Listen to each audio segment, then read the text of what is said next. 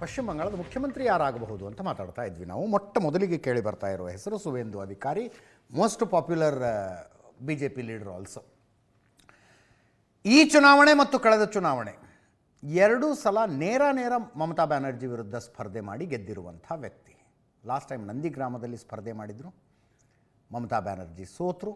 ಅವರ ಪಕ್ಷ 214 ಕ್ಷೇತ್ರದಲ್ಲಿ ಗೆದ್ದು ಅಧಿಕಾರಕ್ಕೆ ಬಂದಿತ್ತು, ಮಮತಾ ಬ್ಯಾನರ್ಜಿನೇ ಸೋತು ಬಿಟ್ಟಿದ್ರು. ಆ ನಂತರ ಭವಾನಿಪುರಕ್ಕೆ ಬಂದು ಬೈ ಎಲೆಕ್ಷನ್ ಸ್ಪರ್ಧೆ ಮಾಡಿದ್ರು ಅವರು. ಈ ಸಲ ಭವಾನಿಪುರ 1ರಲ್ಲೇ ಸ್ಪರ್ಧೆ ಮಾಡಿದ್ರು ಮಮತಾ ಬ್ಯಾನರ್ಜಿ. ಸುವೇಂದು ಅಧಿಕಾರಿ ನಂದಿಗ್ರಾಮದಲ್ಲಿ ಟಿಕೆಟ್ ಕೊಟ್ಟಿದ್ದರು BJP ಅವರು ಮೊದಲು. ಯಾವಾಗ ಭವಾನಿಪುರಕ್ಕೆ ಬಂದು ಮಮತಾ ಬ್ಯಾನರ್ಜಿ ನಾಮಿನೇಷನ್ ಫೈಲ್ ಮಾಡಿದ್ರಲ್ಲ, ಅಮಿತ್ ಶಾ ಹೇಳಿದ್ರು ನೀ ಅಲ್ಲೂ ಹೋಗಿ ನಿಂತ್ಕ ಅಂತ. ಅಮಿತ್ ಶಾನೇ ಬಂದರು ನಾಮಿನೇಷನ್ಗೆ. ಭವಾನಿಪುರದಲ್ಲಿ ಒಂದು ರೀತಿ ಚಕ್ರವ್ಯೂಹ ಮಾಡಿದಂತೆ ಮಾಡಿ ಮಮತಾ ಬ್ಯಾನರ್ಜಿನ ಸೋಲಿಸ್ಬಿಟ್ರು ಅವರು 15,000 ಓಟುಗಳ ಅಂತರದಿಂದ.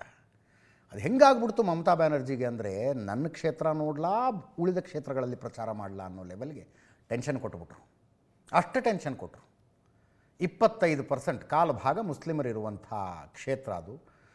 ಇನ್ನು 75% ಇವರು ಕನ್ಸಾಲಿಡೇಟ್ ಮಾಡಿದ್ರು. ಸುವೇಂದು ಅಧಿಕಾರಿ ಅದನ್ನೇ ಹೇಳ್ತಾರೆ ಅವರು, ಕಮ್ಯುನಿಸ್ಟ್ ಪಕ್ಷದವ್ರು ಯಾರ್ಯಾರು ನನಗೆ ಓಟ್ ಹಾಕಿದ್ರು ಎಲ್ರಿಗೂ ಧನ್ಯವಾದ ಅಂದರು ಅವರು. ಹಿಂದೂಗಳು, ಸಿಖ್ಖರು, ಬೌದ್ಧರು, ಜೈನರು ಎಲ್ಲರೂ ಓಟ್ ಹಾಕಿದ್ದಾರೆ ನನಗೆ. ಮುಸ್ಲಿಮರು ಬಿಟ್ಟು ಉಳಿದವರೆಲ್ಲ ಓಟ್ ಹಾಕಿ ನನ್ನನ್ನು ಗೆಲ್ಲಿಸಿದ್ದಾರೆ, ಅವರಿಗೆಲ್ಲ ಧನ್ಯವಾದ ಅಂದಿದ್ದಾರೆ. ಆಮೇಲೆ ಕೇಳಿಸ್ತೀನಿ ಅದನ್ನು. ಸುವೇಂದು ಅಧಿಕಾರಿ ನಂಬರ್ 1 ವಿಪಕ್ಷ ನಾಯಕ ಸದ್ಯಕ್ಕೆ. ದಿಲೀಪ್ ಘೋಷ್ BJPಯ ಮಾಜಿ ರಾಜ್ಯಾಧ್ಯಕ್ಷ. ವಯಸ್ಸಿನ ಕಾರಣಕ್ಕೆ ದಿಲೀಪ್ ಘೋಷ್ ಹೆಚ್ಚು ಕಡಿಮೆ ಪಾಲಿಟಿಕ್ಸ್ನಿಂದ ದೂರ ಹೋಗಿಬಿಟ್ಟಿದ್ರು. ಮತ್ತೆ ಕರ್ಕೊಂಬಂದ್ರಿ ಈ ಸಲ ಅವ್ರನ್ನ.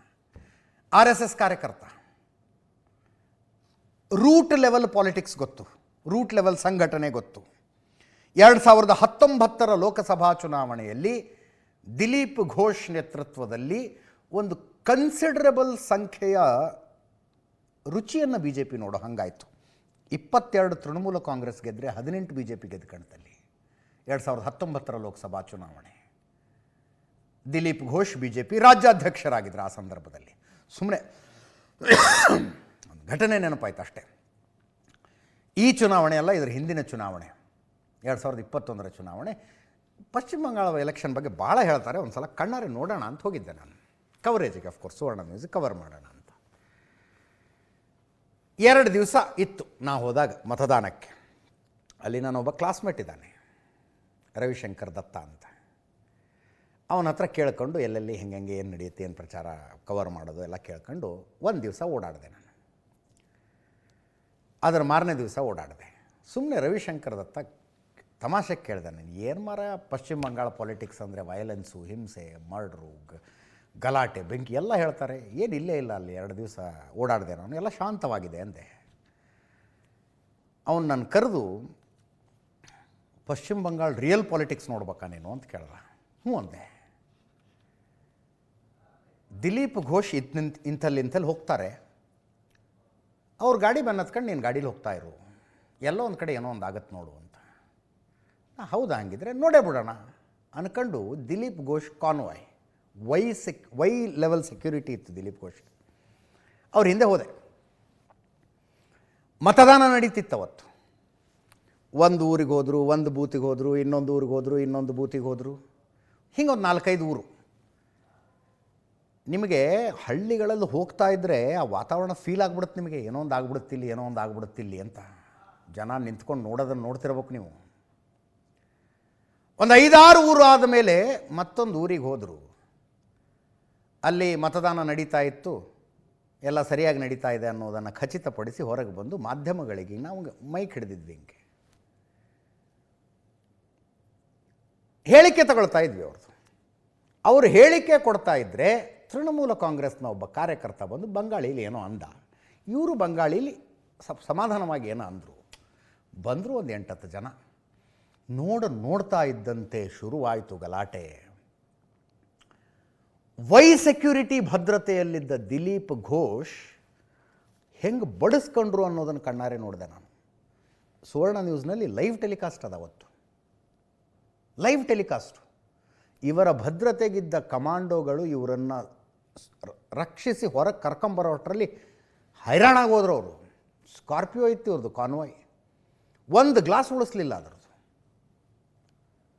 ದಿಲೀಪ್ ಘೋಷ್ ಅಂದ ತಕ್ಷಣ ನನಗೆ ಫಸ್ಟ್ ನೆನಪಿಗೆ ಬರೋದೇ ಆ ಘಟನೆ 2021 ಚುನಾವಣೆ. ಸಮೀಕ್ ಭಟ್ಟಾಚಾರ್ಯ BJPಯ ಹಾಲಿ ರಾಜ್ಯಾಧ್ಯಕ್ಷರು, ಮುಖ್ಯಮಂತ್ರಿ ಆಗಬಹುದಾ?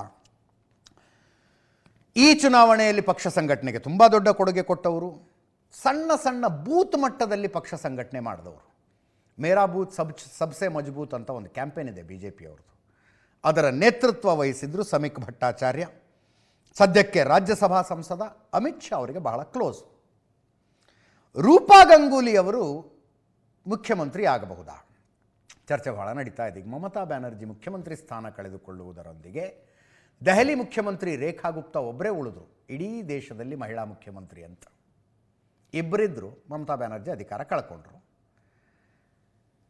ಆ ಲೆಕ್ಕಾಚಾರ ಹಾಕಿ ನರೇಂದ್ರ ಮೋದಿ ಭಾಳ ಹೇಳ್ತಾರೆ ನಾರಿ ಶಕ್ತಿ ಅಂತ. ಪಶ್ಚಿಮ ಬಂಗಾಳ ಚುನಾವಣೆಗಳನ್ನೇ ಗಮನದಲ್ಲಿಟ್ಕೊಂಡ್ರು. ಯಾಕಂದರೆ ನೋಡಿ, ಕೇರಳ, ತಮಿಳ್ನಾಡು ವೋಟಿಂಗ್ ಆಗಿರಲಿಲ್ಲ, ಕೇರಳ ವೋಟಿಂಗ್ ಆಗಿತ್ತು, ಪುದುಚೇರಿ ವೋಟಿಂಗ್ ಆಗಿತ್ತು, ಅಸ್ಸಾಂ ವೋಟಿಂಗ್ ಆಗಿತ್ತು. ತಮಿಳ್ನಾಡು ಮತ್ತು ಪಶ್ಚಿಮ ಬಂಗಾಳ ಮಾತ್ರ ಉಳ್ಕೊಂಡಿತ್ತು. 33% ಮಹಿಳಾ ಮೀಸಲಾತಿಯ ಮಸೂದೆಯನ್ನು ತಗೊಂಬಂದಿರು. ವಿಶೇಷ ಅಧಿವೇಶನ ಕರೆದು ಎಲೆಕ್ಷನ್ ಪ್ರಚಾರ ಎಲ್ಲ ಬಿಟ್ಟು ಬಂದು ಸಂಸತ್ತಿಗೆ ಕೂತ್ಕೊಂಡ್ರು. ನಾರಿ ಶಕ್ತಿಯನ್ನು ಅಷ್ಟು ಪುಷ್ ಮಾಡುವಂಥ BJP ಒಬ್ಬ ಹೆಣ್ಣು ಮಗಳಿಗೆ ಈ ಸಲ ಅವಕಾಶ ಕೊಡಬಹುದಾ? ರೂಪಾ ಗಂಗೂಲಿ ಬಂಗಾಳಿ ನಟಿ, BJPಯ ಮಾಜಿ ರಾಜ್ಯಸಭಾ ಸಂಸದೆ, ಸೋನಾರ್ಪುರ ಕ್ಷೇತ್ರದಿಂದ ದೊಡ್ಡ ಪ್ರಮಾಣದಲ್ಲಿ ಗೆಲುವು ಪಡೆದಿದ್ದಾರೆ ಈ ಸಲ. ನಗರ ಪ್ರದೇಶಗಳಲ್ಲಿ ತುಂಬ ಜನಪ್ರಿಯ ನಾಯಕಿ, ಸಿಟಿ ವೋಟ್ಗಳನ್ನು ಸೆಳೆಯುವಲ್ಲಿ BJPಗೆ ಕಾಂಟ್ರಿಬ್ಯೂಟ್ ಮಾಡಿದ್ದಾರೆ. ಇನ್ನೊಬ್ಬರು ಅಗ್ನಿಮಿತ್ರಾ ಪೌಲ್, BJPಯ ಶಾಸಕಿ, ಬಂಗಾಳದ ಅನ್ಸೋಲ್ ವಿಧಾನಸಭಾ ಕ್ಷೇತ್ರದಿಂದ ಗೆದ್ದಿದ್ದಾರೆ.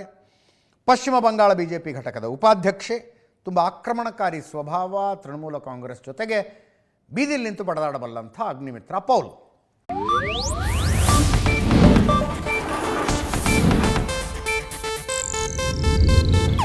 ಇದು ಏಷ್ಯಾನೆಟ್ ನ್ಯೂಸ್ ನೆಟ್ವರ್ಕ್ ಪ್ರಸ್ತುತಿ.